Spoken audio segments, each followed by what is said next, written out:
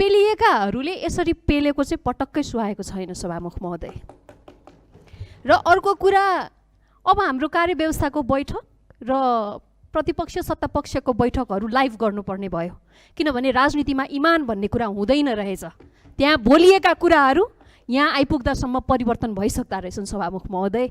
आज पनि बिहान पनि हामी कार्यव्यवस्थामा बसौँ, यो सदनले जान्नुपर्छ, किनभने यहाँ कस्तो देखिराखेको छ भने प्रतिपक्षले मात्रै अवरोध गरिराखेको छ। होइन, हिजो सभामुखज्यूसँग पनि हामी बस्यौँ, आज बिहान कार्यव्यवस्थामा पनि सहमति भयो। सदनमा ब्रेक गर्ने, पेलेर नजाने भन्ने कुरा त सहमति भएका हुन्, तर त्यो कुरा कार्यान्वयन नभएर सभामुखज्यूले हामीलाई पेलेरै लानु पर्यो। अहिले फेरि हामी सत्तापक्षसँग छलफलमा बस्यौँ। सत्तापक्ष उहाँ मुख्य सचेतक मात्रै होइन, पार्टीको महामन्त्री पनि हो।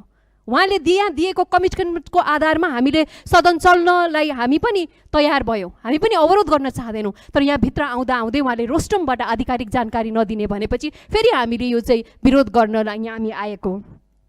अर्को कुरा सभामुख महोदय,